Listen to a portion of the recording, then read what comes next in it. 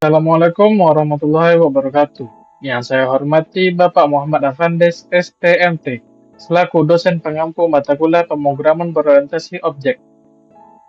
Di video kali ini, saya akan membedah tugas Python saya mengenai simulasi pengelolaan perpustakaan.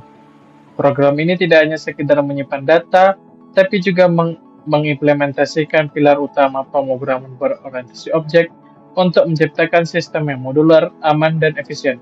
Mari kita lihat bagaimana struktur ini dibangun. Sebelum kita masuk ke baris kodenya, saya akan menjelaskan identifikasi komponen OOP yang menjadi dasar sistem ini. Yang pertama adalah identifikasi kelas. Kelas adalah cetakan atau blueprint dari sistem ini. Saya mendefinisikan kelas buku, member, dan pustaka sebagai entitas utama dalam pengelolaan perpustakaan. Selanjutnya adalah identifikasi objek. Objek adalah perwujudan nyata dari kelas, seperti contoh saat program dijalankan, buku berjudul Laskar Pelangi adalah objek dari kelas buku, dan Budi Santoso adalah objek dari kelas member. Selanjutnya adalah identifikasi state atau atribut. State adalah data yang disimpan di dalam objek pada kelas buku. State-nya mencakup judul, penulis, ISBN, dan status buku itu sedang dipinjam atau tidak. Sedangkan pada member, state-nya adalah name, nama, dan daftar buku yang sedang dipinjam. Selanjutnya adalah identifikasi behavior. Behavior adalah aksi atau fungsi yang bisa dilakukan. Contohnya, kelas pustaka memiliki perilaku untuk menambah member dengan kode add member, memproses peminjaman, borrow buku, hingga mengembalikan buku, return buku. Dengan memahami keempat komponen ini, kita bisa melihat bagaimana setiap objek berinteraksi satu sama lain untuk menjalankan fungsi perpustakaan secara otomatis. Sekarang, saya akan membahas kode Python yang sudah saya buat. Kita mulai dari fondasi yang paling utamanya, yaitu kelas buku. Di sini saya menerapkan encapsulation secara ketat. Perhatikan penggunaan double underscore ini. Double underscore ini memastikan data seperti ISBN dan judul bersifat privat. Mengapa? Agar tidak terjadi perubahan data yang disengaja atau di luar kendali kelas ini. Di dalam double underscore init, double underscore, saya menyertakan validasi awal. Jika judul atau ISBN kosong, program akan melempar value error. Ini adalah praktik defensive programming untuk menjaga kualitas data sejak awal objek dibuat. Saya menggunakan dekorator add property sebagai interface untuk mengakses data privat secara elegan tanpa melanggar preset enkapsulasi. Selanjutnya adalah kelas buku digital, yang merupakan turunan dari kelas buku. Dengan menggunakan kelas buku digital ini, kelas ini mewarisi semua atribut dari induknya, yaitu si buku. Saya menggunakan fungsi super buka dan tutup kurung, double underscore init, double underscore, agar tidak perlu menulis ulang logika inisialisasi yang sudah ada di kelas induk. Ini adalah prinsip di RY, don't repeat yourself. Saya melakukan overriding pada metode get_info buka dan tutup kurung dan double underscore str double underscore buka dan tutup kurung. Jadi, meskipun namanya sama dengan di kelas induk, outputnya berbeda karena menyertakan informasi link unduhan.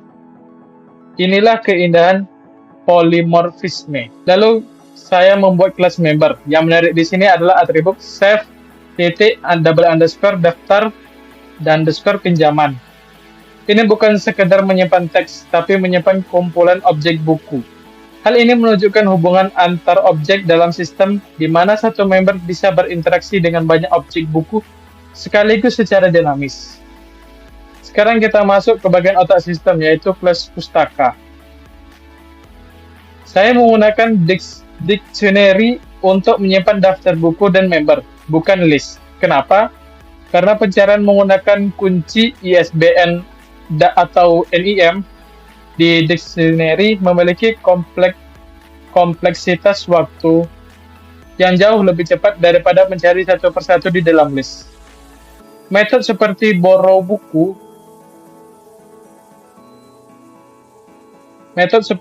buku dan return buku mengandung logika bisnis yang kompleks.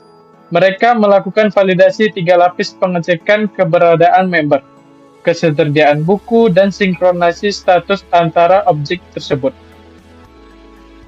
Terakhir, pada bagian main program, saya membungkus seluruh pengujian dalam blok try aside. Ini saya kusen dalam aplikasi nyata. Jika ada kesalahan input atau kegagalan sistem, program tidak akan mati secara kasar, melainkan memberikan pesan error yang informatif kepada pengguna melalui penangkapan exception. Ini adalah kode untuk menguji datanya. Di bagian sini adalah try, dan sini adalah accept-nya.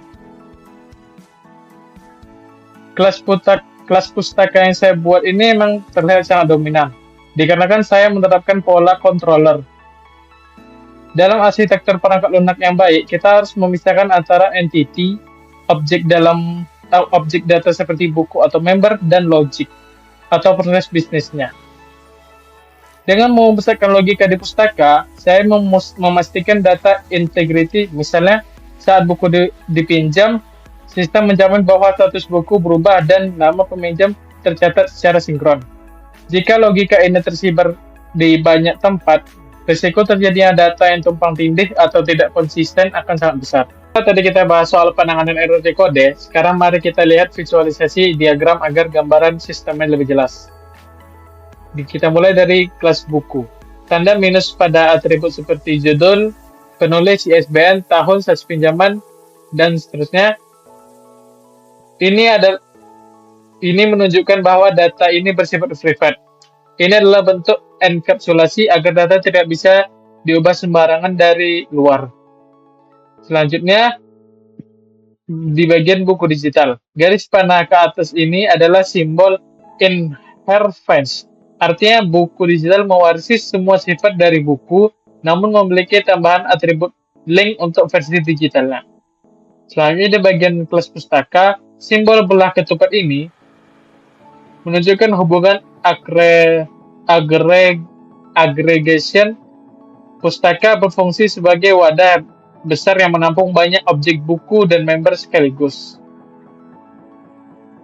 Struktur data di dalam pustaka, saya menggunakan map atau DICT untuk menyimpan daftar buku dan member. Tujuannya agar proses pencarian data menggunakan ISBN atau NIM menjadi sangat cepat. Selanjutnya yang terakhir adalah member.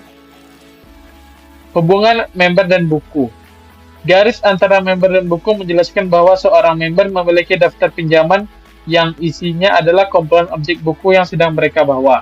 Demikian presentasi dari saya. Terima kasih banyak kepada Bapak Muhammad Afandes, STMT, atas bimbingannya dalam mata kuliah ini, serta teman-teman yang sudah menyimak hingga akhir. Semoga penjelasan ini bermanfaat dan memberikan gambaran yang jelas mengenai implementasi pemrograman berorientasi objek dalam dunia nyata.